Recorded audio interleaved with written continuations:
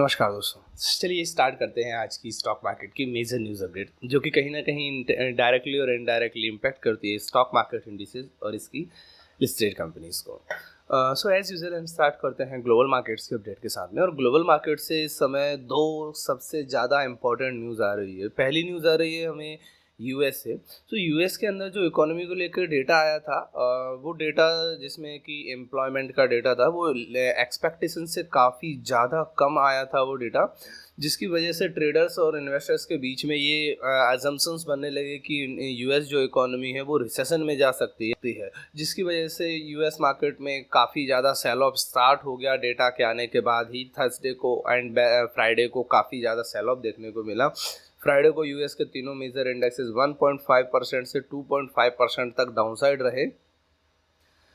And कल की date में एक और न्यूज़ आ गई थी, जो न्यू यूएस प्रेसिडेंट कैंडिडेट हैं ट्रम्प सर, उनकी ओर से भी एक एक्सपेक्टेशंस आई थी। उनकी ओर से उन्होंने एक स्टेटमेंट दिया था कि शायद उनके आने से पहले स्टॉक मार्केट में एक क्रैश हो जाए। सो अभी अगर हम देखें लेटेस्ट जो यूएस मार्केट के फ्यूचर्स ट्रेड कर रहे हैं, वो अगेन 1% से 1.5% तक डाउन साइड में चल रहे हैं। तो ये कहीं ना कहीं काफ़ी ज़्यादा कंसर्निंग सिचुएशंस हो रही है यूएस मार्केट के लिए तो है ही, प्लस ग्लोबल मार्केट के लिए भी है। नेक्स्ट जो न्यूज़ अपडेट आ रही है ग्लोबल मार्केट्स में, वो आ रही है मिडल ईस्ट से। मिडल ईस्ट में जिस तरह से इज़राइल और ईरान एंड अदर जो अरब कंट्रीज़ हैं उनके बीच में जिस तरह से टेंशन्स चल रही है, एंड लास्ट वीक में ही रिपोर्ट भी आई थी कि इज़राइल ने हमास के जो चीफ हैं उनको असैसिनेट कर दिया है तेहरान के अंदर, जिसकी वजह से ईरान और इज़राइल के बीच में टेंशन्स काफ़ी ज़्यादा बढ़ गई थी। सो अभी ईरान की ओर से स्टेटमेंट्स आ रहे हैं कि वो रिटेलिएट करेंगे एंड इसराइल के ऊपर काफ़ी तेज़ी से अटैक कर सकते हैं, जिससे कि अगर ये होता है तो कहीं ना कहीं मिडल ईस्ट एक वॉर की सिचुएशन में झुलस जाएगा एंड काफ़ी सीरियस कंसर्निंग वॉर स्टार्ट हो सकती है, जिसकी वजह से ही कहीं ना कहीं इस कंसर्न्स को देखते ही यूएस के जो टॉप ऑफिसर्स है वो रातों रात इसराइल एंड मिडल ईस्ट के लिए निकल चुके हैं ताकि वहाँ पे सिचुएशंस को कंट्रोल कर सकें। इन सभी रीजंस की वजह से अगर हम देखें तो यूरोपियन मार्केट ऑलमोस्ट फ्राइडे को जो क्लोजिंग हुई थी यूरोपियन मार्केट्स की, वो लगभग 1.5% से 2.4% तक डाउनसाइड रहे थे तीनों मेजर इंडेक्सेस यूरोप के। एंड अगर हम अभी बात करें तो एशियन मार्केट्स के अंदर जितने भी मार्केट ओपन हो चुके हैं, चाहे वो जापान का निकेई हो 6% डाउन चल रहा है, सिंगापुर का स्ट्रेट टाइम्स 3.4% डाउन चल रहा है, ताइवान का ताइवान वेटेड 6% डाउन चल रहा है, एंड कॉस्पी 4.5% डाउन चल रहा है। तो ये काफ़ी ज़्यादा कंसर्निंग एंड अलार्मिंग सिचुएशंस है ग्लोबल मार्केट्स के लिए। एंड निफ्टी अभी सिग्नल दे रहा है कि वो अराउंड 1.3% के आसपास कुछ नेगेटिव ओपन हो सकता है। तो ये सभी सिचुएशंस काफ़ी ज़्यादा कंसर्निंग है वर्ल्ड मार्केट के लिए।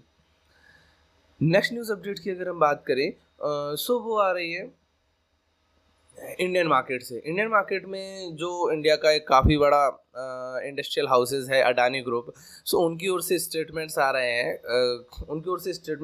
हैं कि मे भी जो अडानी ग्रुप को भी लीड कर रहे हैं गौतम अडानी सर, वो अपनी 17 की एज से पहले 70 एज के आसपास रिटायर हो सकते हैं वर्क से। एंड 2030 तक वो अपना जो भी लीडिंग पोजीशंस हैं, जो भी अपना कंट्रोल है, मैनेजमेंट है, वो अपने सन्स एंड नेफ्यूज़ में जो है इक्वली डिस्ट्रीब्यूट कर सकते हैं। तो यहाँ पे हमें एक लीडरशिप चेंज देखने को मिल सकती है अडानी ग्रुप में, जो कि काफ़ी तेज़ी से उभरा है पिछले 5 से 10 सालों के अंदर स्टॉक मार्केट में।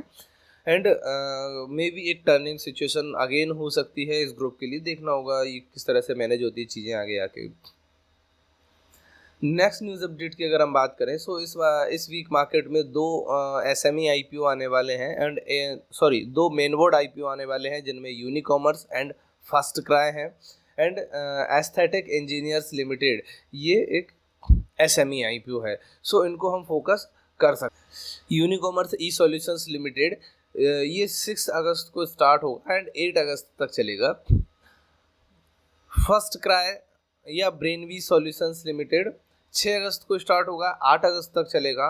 एंड एस्थेटिक इंजीनियर्स लिमिटेड जो कि एक एसएमई आईपीओ है, ये 8 अगस्त से स्टार्ट होगा और 12 अगस्त को इसका लास्ट डेट रहेगा एप्लीकेशन का। तो हम यहाँ पे अप्लाई कर सकते हैं, मे बी एक अच्छी अपॉर्चुनिटी हमें यहाँ पे देखने को मिल सकती है। And next and final news update की अगर हम बात करें, सो वो आ रही है क्वार्टरली रिजल्ट्स को लेकर। जिस तरह के अभी क्वार्टरली रिजल्ट्स के सेशंस चल रहे हैं, आज की डेट में जो Q1 के रिजल्ट्स अपडेट होने वाले हैं, Bharti Airtel limited, ONGC, Marico, Bharti Hexacom, Honeywell automation, Deepak nitrite, Motherson Sumi wiring, Tata chemicals, Paras defence and ऐसी ही अनदर 97 प्लस कंपनीज के आज की डेट में रिजल्ट्स आने वाले हैं। तो हम उनको फोकस कर सकते हैं mid to long term investment के लिए। यहाँ पे हमें क्लू मिल सकते हैं इनके फाइनेंसर्स को एंड इनकी जो बिजनेस एक्सपेक्टेशंस चल रही है उनको देख के हम मिड टू लॉन्ग टर्म के लिए इनमें इन्वेस्टमेंट के लिए सोच सकते हैं हम। सो फ्रेंड्स, यही थी आज की मेजर न्यूज़ अपडेट। चलिए मिलते हैं नेक्स्ट न्यूज़ के साथ में, तब तक के लिए थैंक यू वेरी मच।